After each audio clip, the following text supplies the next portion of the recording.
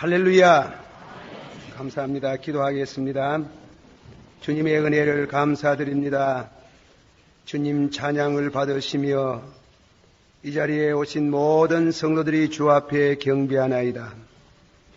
마음이 강팍하고 또한 고든 심령들을 주님이 상한 심령으로, 또 온유한 심령으로, 겸손한 심령으로 변하게 하시고 진실로 주님께 영광 돌리며 우리의 모든 삶의 표준이 주를 향한 영광, 먹든지 마시든지 주의 영광 위에서 살 수 있기를 원합니다.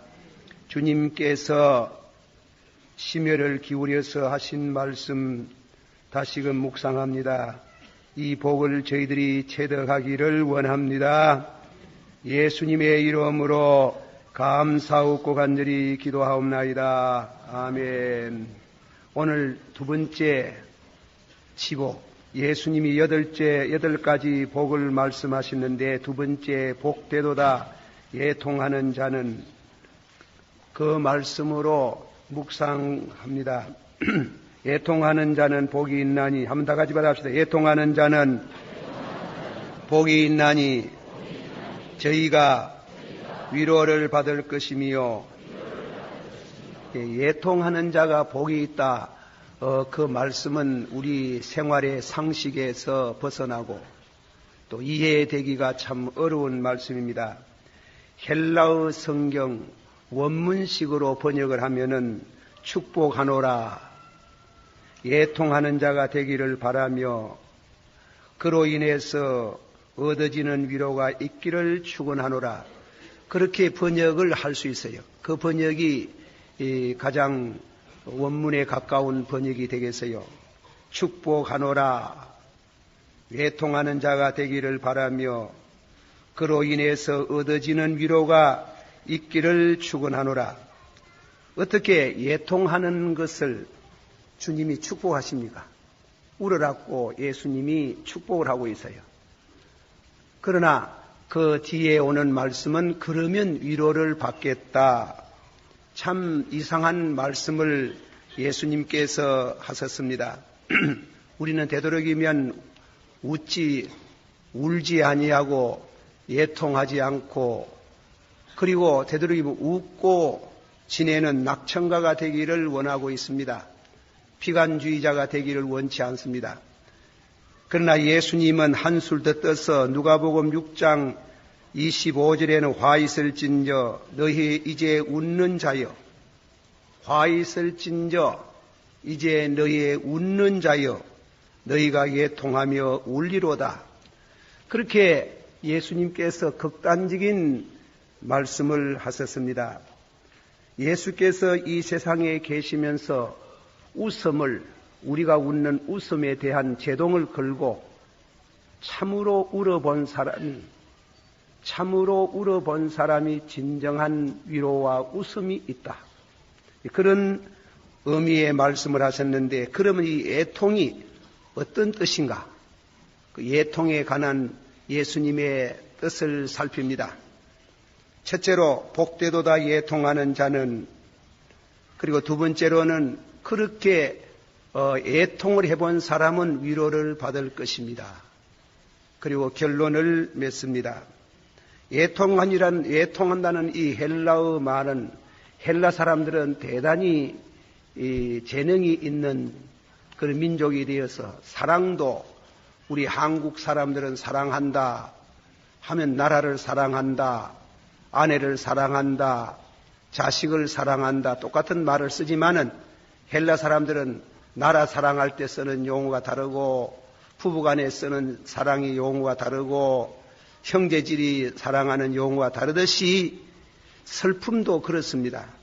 여기에 펜데오라는 말은, 이것은 참으로 슬퍼하는데 보통 슬픔이 아니고 자식을 잃었을 때 슬퍼하는 슬픔, 누구를 잃었을 때, 그런 의미의 아주 극도의 그런 슬픔을 말씀하고 있습니다. 구약 성경 창세기 37장에 보면은 그 요셉의 형제들이 요셉을 시기해가지고 요셉을 팔아먹고 그리고 나서는 요셉의 옷을 찢어서 양을 한 마리 잡아가지고 그 옷에 피를 묻혀가지고 아버지께 드리면서 당신의 아들의 옷인가 한번 살펴보시라고 그 옷을 보고 내 아들이 정령 짐승에게 찢겨 죽었구나 하고 옷을 찢고 굵은 배로 허리를 묶고 오래도록 그 아들을 위하여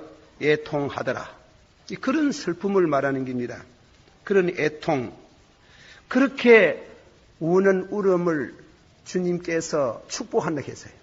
그런 울음을 울기를 축복한다. 참 한번 울어봐야 된다 이깁니다.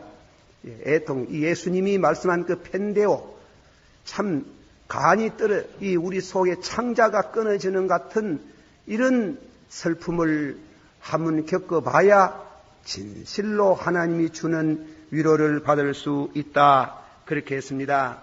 그러면 이 말씀을 이해하기 위해서 지난주일에 설교한 말씀을 한번 거두어서 연결시킵니다.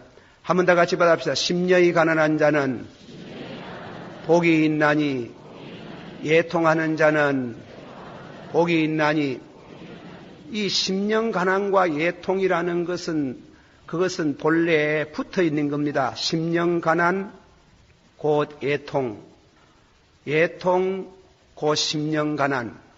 그러니까 손바닥과 손등과 같습니다. 동전의 앞뒤와 같습니다. 심령 가난하면은 애통이 되어진다. 애통하면은 심령 가난. 그렇게 연결이 되어져 있습니다. 이 말씀을 그저 그렇게만 설명하고 지내가는데 이 설교를 하는 것은 설명이 필요하지 않습니까? 지난 시간에 제가 말씀을 듣는데 심령 가난이 뭐냐? 뭐 심령 가난에 대한 해석이 많아요. 뭐 심령의 겸손을 가르친다. 혹은 자기 비하를 가르친다. 해석이 많지만은 그것은 이 말씀 심령 가난이라는 것은 하나님이 주시는 근심입니다. 하나님이 주시는 근심을 근심인데 무슨 근심이냐? 의롭고 거룩한 하나님의 아들의 영이 우리 심령에 임하면 근심이 와요. 얼마나 열심히 있게 하며 얼마나 두렵게 하며 얼마나 간절하게 하며 얼마나 벌하게 하며 얼마나 함으로 너희가 회개함으로 구원에 이르게 하나니 그런 하나님의 근심이에요.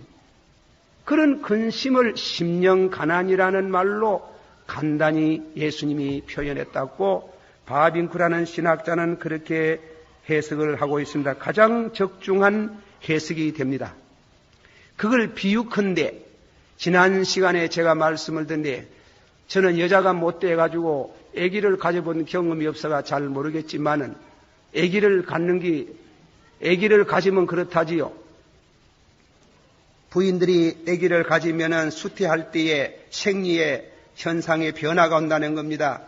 아기를 가지면 모체에 변화가 오고 그 현상으로 입덧을 하고 기미가 끼이고 평소에 잘 먹지 않던 음식을 포식하기도 하고 그리고 또 어떤 거는 깊이 하기도 하고 10개월 동안 아기가 뱃속에서 클 때에 아기가 잘 커야 될 겠는데 그리고 이목 단정해야 될 겠는데 그리고 밤으로 잠으로 때로는 잠이 안 오기도 하고 때로는 기쁘기도 하고 근심도 되고 기쁘기도 하고 그것이 생명이 들어오면 그와 같은 현상이 있듯이 성경 학자들 가운데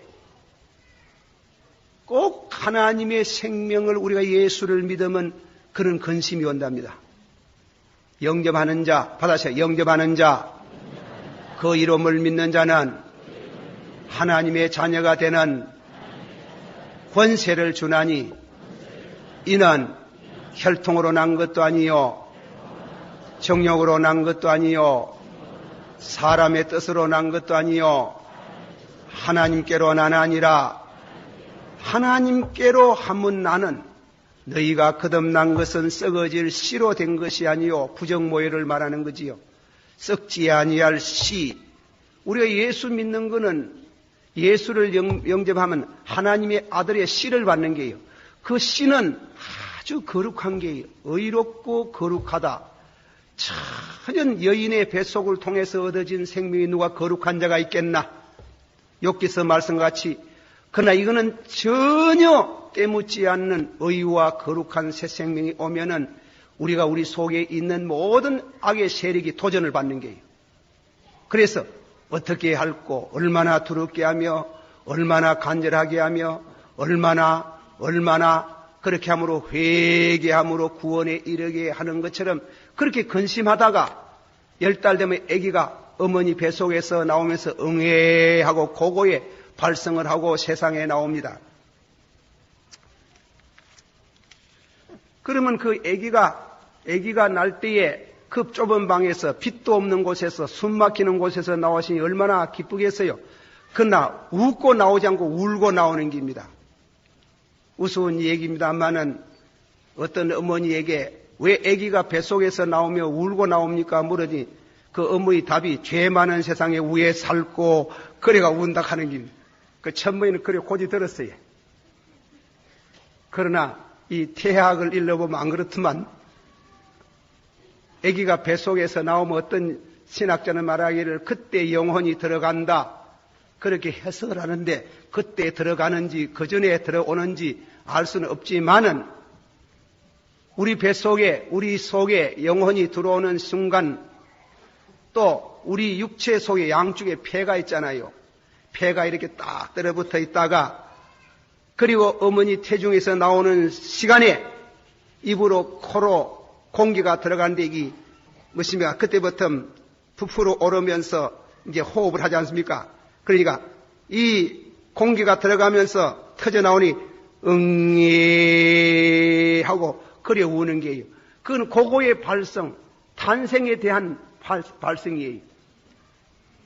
이것은 단순한 슬픔의 울음이 아니고 새 생명의 탄생의 우렁찬 발성이기도 하다. 이와 비슷하게 심령 가난이라는 것은 새 생명을 받아서 건심하는 것이라면 애통은 그 새 생명의 탄생을 터뜨리는 울음이다. 그 우리 속에 새 생명이 돌아와서 얼마나 하다가 어느 순간 응애 하고 울음을 한번 터뜨린다. 그는 영혼의 탄생의 고고의 부르짖음이라 하는 게 육체를 통해서 나타나는 현상인데 얼마나 두렵게 하며 얼마나 간절하게 하며 이 죄를 어떻게 하지? 내가 어떻게 하면 구원받지? 내가 어떻게 하면 천국 가지? 내가 어떻게 하면 하나님의 아들이 되지? 그렇게 하다가 순간적으로 어느 시간에 응애하고 울어지는 은혜를 받아본 사람은 복이 있도다. 아드 핑클하는 설교가는 말하길 이 애통은 결국 새 생명의 탄생을 아리는 경건의 눈물이요 지난날에 지은 모든 죄를 회개하는 눈물이요 새 사람이 되는 환희의 눈물이기도 하다. 슬퍼하면서도 울면서도 그리고 기뻐하는 경건의 슬픔이요 경건의 기쁨이 엇갈린다 그랬어요. 울면 울수록 시원하고 울면 울수록 자꾸 웃음이 나오는.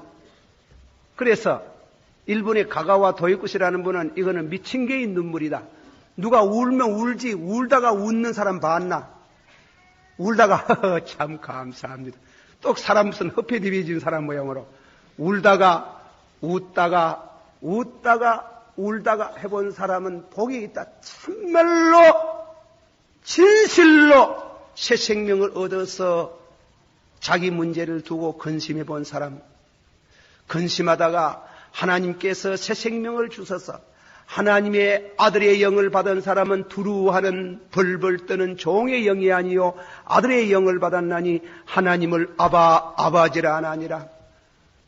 우리가 근심하다가 새 생명 받아서 아들의 영을 받아서 근심하다가 어느 날 갑자기 영혼이 탄생하는 순간 우리 호흡기에 공기가 들어가서 응애하고 울듯이 은총과 강구의 영이 임하여서 그리고 탄생하는 탄생을 알려주는 고고의 부르짖음이 얼마나 두렵게 하며 하다가 그렇게 울어지는 울음을 울어본 사람은 복이 많도다. 그렇게 말씀을 해서요.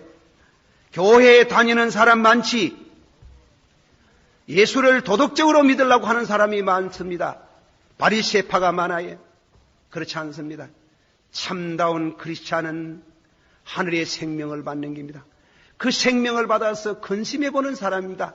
자기의 모든 경건이 무너지고 잘난 것이 다 무너지고 자기 의가 무너지고 자기 똑똑한 것이 다 무너지고 그리고 진실로 하나님께로부터 새로 나져는 그런 눈물을 그런 울음을 울면서 웃다가 울면서 울어본 사람은 진실로 복이 있도다. 그 눈물이 너무 귀해서 시편 56편 8절에 나의 눈물을 주의 병에 담으소서. 다 같이 받읍시다. 나의 눈물을 주의 병에 담으소서.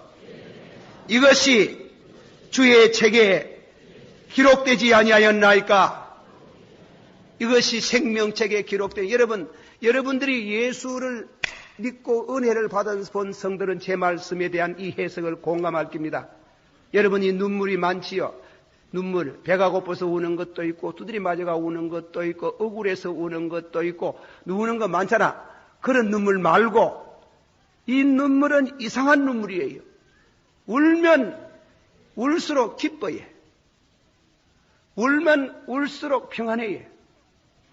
울면 울수록 설명할 수 있는 기쁨이 와요. 내가 알아요. 이건 내 눈물이 아니다. 이 내가 만들어내는 인간적인 눈물이 아니다.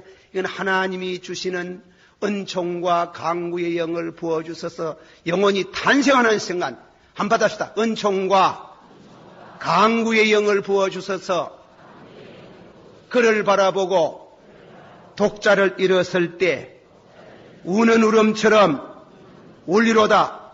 그 울음을 우는 순간에 그 눈만은 절대로 내가 만들 수 없는 이 눈물이 너무 귀해서 다윗은 주여 내 눈물을 병에 담으소서. 주님이 주신 눈물입니다.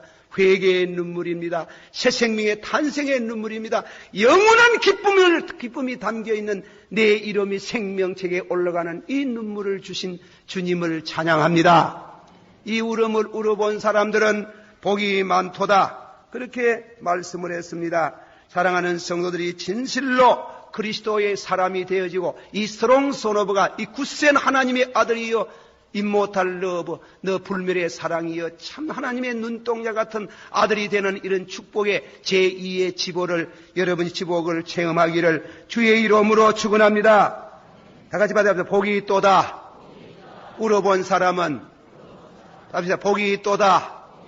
울다가 웃다가 해본 사람은 복이 있도다. 울다가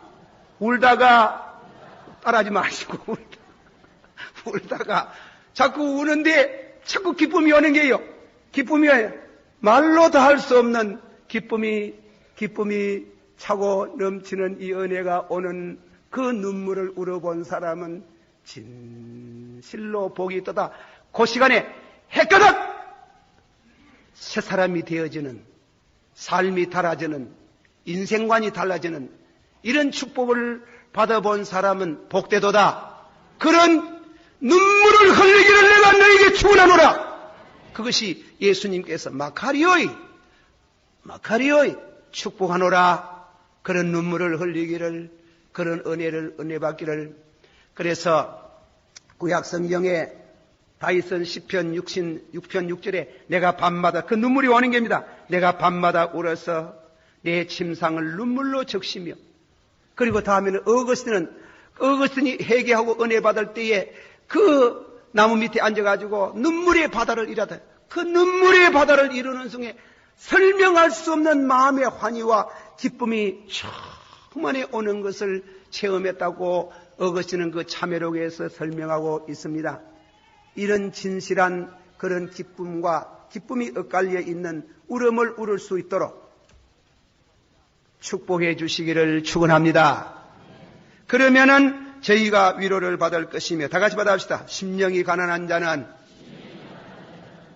복이 있나니 새 생명 얻어서 근심해 본 사람은 복이 있나니 한 번 더 애통하는 자는 복이 있나니 울어본 사람은 복이 있나니 새 생명이 탄생하면서 울어본 사람은 복이 있도다. 무엇에? 왜 복이 있나? 저희가 위로를 받을 것이며. 받았어요. 저희가 위로를 받을 것이며. 자, 위로에 대한 이제 두 번째로 말씀 가운데 그렇게 울어본 사람이 진정한 위로를 얻는답니다. 히브리 말, 헬라 말의 위로의 두 가지 말을 어원 먼저 그 말씀에 대해 가지고 소개를 합니다. 첫째로 히브리 사람들은 위로라는 말은 나캄이라는 말 쓰는 나캄. 이 나캄이라는 말은 두 가지 뜻이 있어요. 헐떡거린다, 두근거린다 이런 뜻이 있고 두 번째는 아늑하다. 제가 경북대학교 교수로 계시는 이 국문학과 교수로 계시고 장로님인데 제가 전화를 한번 나왔습니다. 장로님, 우리 한국말 가운데에 히브리 말을 제가 말하는 나캄이라는 말입니다. 히브리 말에 이 말은 가슴이 두근거린다, 그리고 아늑하다, 상반된 그런 뜻이 있는 그런 말, 한국말 단 한마디로 표현하는 한국말이 있습니까? 물어보이. 잘 모르겠네. 며칠 좀 지내다가 내중에 내 며칠 연구해보고 답을 하겠다고.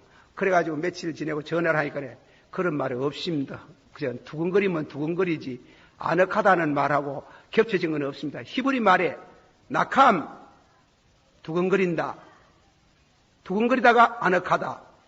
자, 이 말씀 뭐라고 설명하면 이건 등산용으로 또 설명을 할 수 있는 거예요. 여러분 등산을 한번 해보세요. 저 앞산 꼭대기, 제가 앞산 꼭대기에 자주 올라갑니다. 올라가면 저는 심장이 조금 약해가지고 반틈쯤 올라가면 막 가슴이 막 두근거리가 막 숨이 끊어지려고 하는 것 같아요. 그래가지고 가다가 길 옆에 돌박 위에 앉아가 있으면 그만 편안하고 아늑해지고 새 힘이 오잖아요. 와 같이 우리가 예수라는 분이 이거 이상한 분이에요. 어떤 신학자가 말하듯이 위대한 영웅이 지내가면 영웅은 업적을 많이 남기고 천재가 지내가면 작품을 많이 남기나 예수님은 지내가는데 아무것도 남기지 않더라고 했습니다. 예수님은 지내가는데 아무것도 남기지 않는데 무엇을 남기나 모든 사람에게 거룩을 남기더라는 겁니다. 사람들이 예수를 만나면 가슴이 두근거리요. 아이고 왜 그런 죄를 지었던고. 양심이 두근거리요. 아이고 내가 왜 그랬던고. 가슴이 덜렁덜렁. 옛날에 이사야가 기도하다가 하나님의 영광을 보는데 거룩하다, 거룩하다, 거룩하다. 스랍들의 그 영광 돌리는 순간에 그 영광의 자기 마음속에 영혼의 빛이 화 있을진정 나여. 우리가 예수를 만나는 순간 이상합니다. 옛날에 삭개오라는 사람이 예수님을 만나보고 싶어 하다가 당신의 집에 모셔놓고 저녁 대접을 하는 순간에 벌떡 일어나가지고 예수님이 무슨 말씀을 했겠습니까? 벤 말씀도 안 했을 텐데 벌떡 일어나가지고 주여 내가 다른 사람에게 토색한 거 있으면 4배나 갚겠습니다. 가슴이 두근거리는 게 양심적으로. 내가 세리로 있으면서 남의 것 토색한 거 있으면 4배나 갚겠다고 예수를 만나면은 아무것도 아니고 예수 없이 별짓 다 했던 사람이도 예수를 만나면 가슴이 두근두근하는 겁니다. 양심이 두근두근합니다. 그래서 그 앞에 엎드려서 진실로 회개할 때 주님이 주시는 위로가 있어요. 믿으시길 바랍니다. 사마리아 여인이 예수님 보고 예수님 물 한 그릇 달라고 하니 유대 남자가 되어서 내게 물 달라고 합니까? 이 물을 마신 사람은 목이 마르지만 내가 주는 물을 마시는 영생하도록 솟아난 샘물이 되겠다. 그 물을 좀 주시기를 바랍니다. 남편을 데리고 오세요. 깜짝 놀라는 겁니다. 처음입니다. 깜짝 놀라면서 한다는 말이 나는 남편이 없습니다. 없다는 말도 옳지. 과거 남편 5이 있었지. 물동이를 버리고 동네 사람들아 나의 과거를 말하는 사람을 보라. 얼마나 가슴이 두근거렸으면은, 얼마나 벌떡거렸으면은, 얼마나 가슴이 벌떡거리면 동네 사람들아 동네 사람들아 나의 과거를 말하는 사람을 보라. 철저히 그리스도 앞에 나가면 내가 가심이 두근거리고 양심이 두근거리저는 그런 죄인이라는 것이, 그런 사실을 인격적으로 만남. 이런 말을 해서 죄송합니다만 남녀끼리 만나도 처음 만나가지고 서로가 연애할 때 그 여자들의 가심박이 남녀의 가심이 두근거리듯이 예수를 만나는 건 가심이 두근거리는 게예요. 양심이 두근거리는 게 어찌하여 하고 깜짝 놀랄 정도로 그는 기독교라는 것이 도덕의 종교가 아니고 인격의 만남이기 때문에 만나는 순간 가심이 두근거릴 때에 누가 네게 죄를 주는 사람이 있던가? 아무도 주지 않습니다. 나도 너에게 죄를 주지 않노라. 평안할지어다. 이 그리스도의 사죄의 평강이 우리에게 임할 때 심령이 평안해지는 그게 원문의 낙함, 그런 은혜를 분명히 한번 체험하기를 축원합니다. 세상의 법정에서 판사가 당신은 죄 없다고 말하면 얼마나 기쁘겠습니까? 아니한 마음으로, 기쁨으로, 가벼운 마음으로 그 법정에서 나올 수 있는데, 하늘 법정, 하나님께서 양심에 두근거리고 그 앞에 나가 벌벌 떠는 그 영혼을 보고 네 죄가 사여졌나니라 할 때 얼마나 안식을 누리고 심령의 평강을 누리겠나. 그런 평안을 내가 너에게 주노라. 할렐루야. 다 같이 받읍시다. 애통하는 자는 복이 있나니 저희가 위로를 받을 것이며 진정한 그리스도의 위로, 주님이 사유하시는 위로가 있기를 축원합니다. 그래서 이 성경을 해석합니다. 우리는 위로라는 말씀을 평강이라는 말로 바꿔 봅니다. 그래서 예수님께서 우리에게 세 가지 위로, 세 가지 평강을 약속하셨습니다. 심령이 가난한 자는, 한번 더 합시다. 심령이 가난한 자는, 애통하는 자는 복이 있나니 저희가 위로를 받을 것이며 평안을 얻을 것이며. 첫째는 무슨 평안? 사죄의 평강. 두 번째는 무슨 평강? 죽음에 대한 평강. 세 번째는 무슨 평강? 부활의 평강을 예수님께서 연쇄적으로 세 가지를 약속했으니 우리에게는 평안이, 이 세 가지 평안이 절실히 필요한 겁니다. 첫째 평안이면 수고하고 무거운 짐진 자들아. 다 같이 말하자. 수고하고 무거운 짐진 자들아 다 내게로 오라. 내가 너희를 편히 쉬게 하리라. 그런데 우리가 무거워하고 수고하고 무거운 짐이 뭡니까? 덩어리에 무거운 죄짐을 말하는 겁니다. 우리가 예수를 만나면 덩어리에 무거운 짐을 느낍니다. 그 무거운 짐, 밤에도 지고 자고 지고 밥 먹고 지고 직장에 가고 늘 죄에 누지르고 사는 우리가 진실로 울어본 사람, 진실로 중생의 은혜를 받아온 사람은 그 죄가 딱 동이 서에서 먼 것처럼 우리 죄를 멀리 옮겨주는 영혼의 자유함, 죄에서 놓이는 자유하는 순간에 얻어지는 그런 이와 같은 사유의 평강, 양심의 평강이 우리에게 임할 때 그것이 말로 표현할 수 없는 우리가 위로가 되고 평강이 된다고 말씀하십니다. 이 평안을 여러분에게 하나님이 주실 줄을 믿습니다. 예수님이 주실 줄 믿습니다. 누구에게?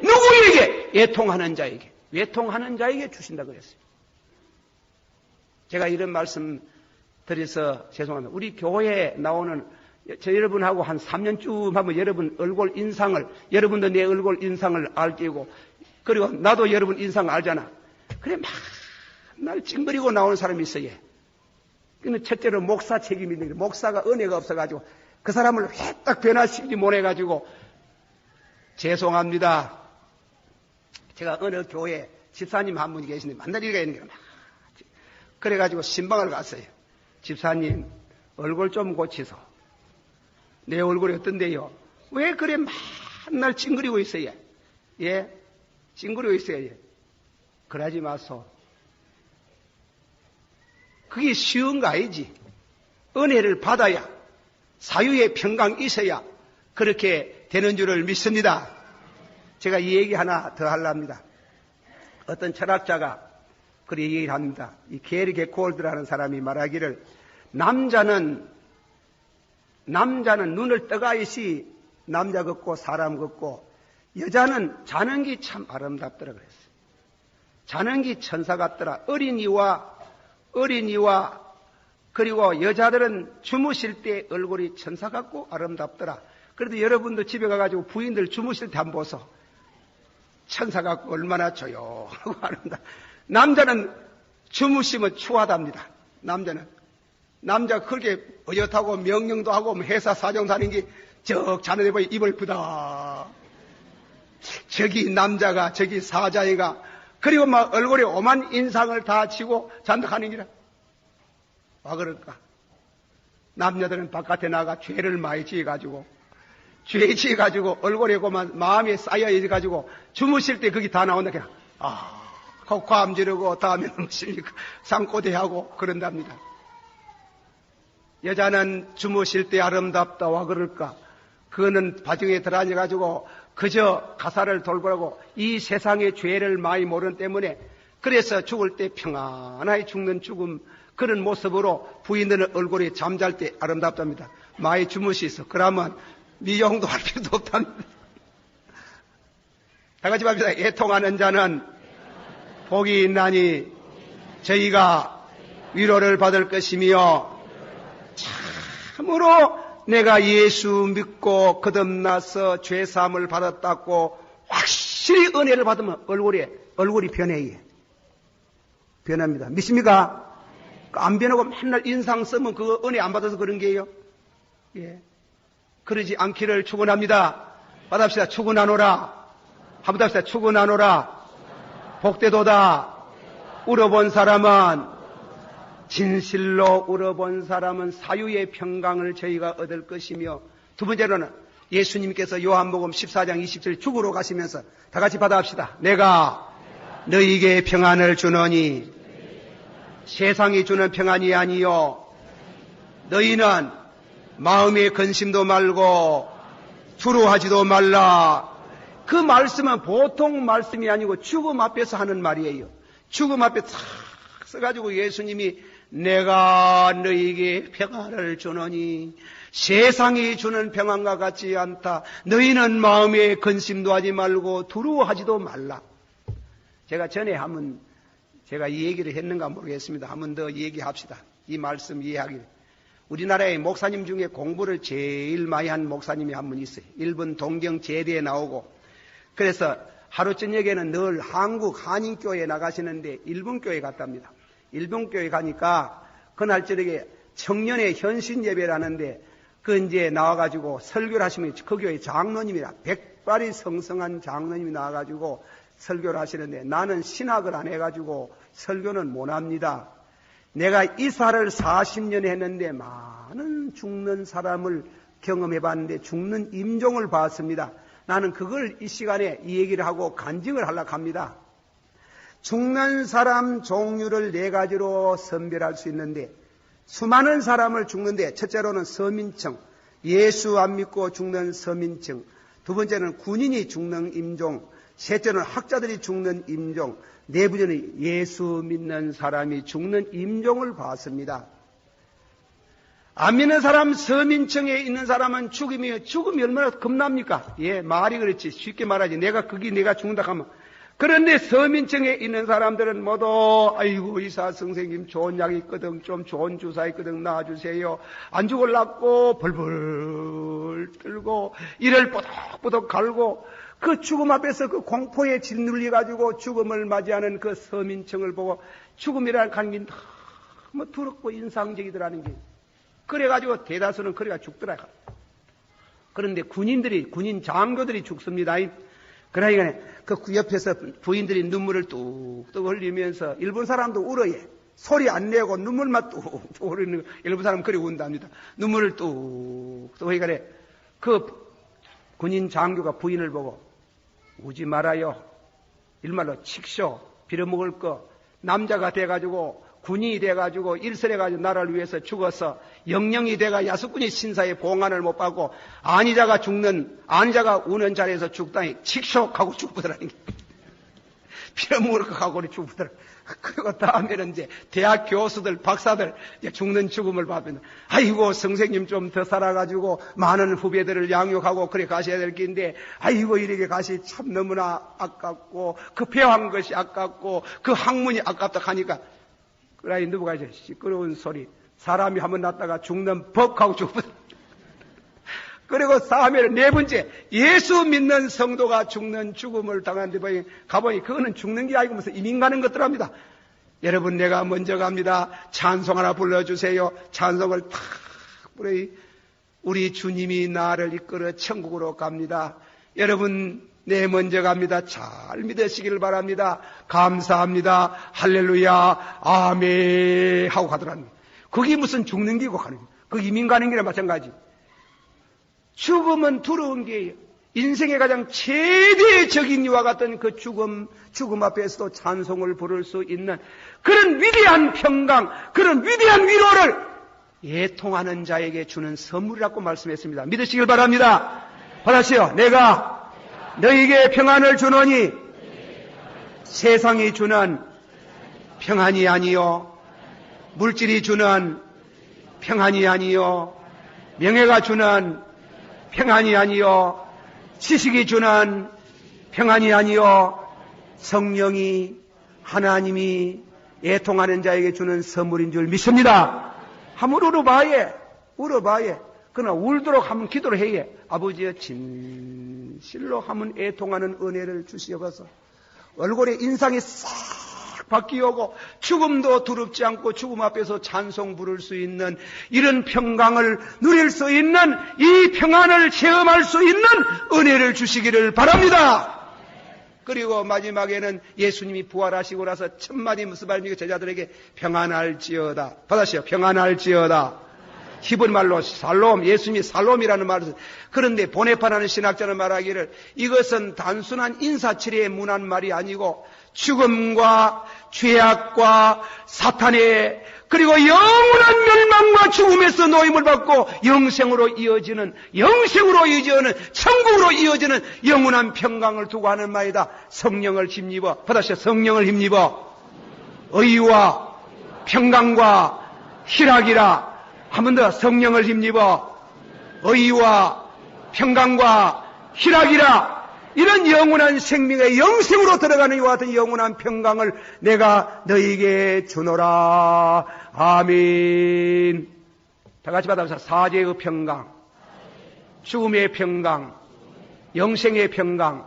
누구에게 주나? 애통하는 자에게. 이런 은혜가 여러분에게 있기를 주의 이름으로 축원합니다. 기도하십시다. 다 같이 우리 한번 동성으로 기도합니다. 이 말씀은 두고 우리가 말씀을 묵상하면서 여러분이 아침에 일어나서 기도할 때 주여 진실로 심령 가난의 은혜를 받기를 원합니다. 진실로 애통의 은혜를 받기를 원합니다. 그리고 진실로 사제의 평강, 죽음의 평강, 영생의 평강을 누릴 수 있는 은혜를 주시옵소서. 기도하시겠습니다. 체험할 수 있기를 축원합니다. 다 같이 한 목소리 기도합니다. 사랑이 많으시고 은혜가 풍성하신 주님이여, 이 시간도 주신 말씀에 은혜가 되기를 원합니다. 주여, 주 한 부족한 종이 아버지 주의 말씀을 증가하는 가운데 뜻을 충분히 새기지 못한 감도 있사오나 주님이 성령으로 저희들을 감동케 하시고 깨닫게 하시고 아버지 하나님의 은혜를 체험하기를 원합니다. 진실로 우리가 변화를 받는 새로워지는 이와 같은 은혜를 얻기를 원하옵나이다. 예수님 이름으로 기도하옵나이다. 아멘.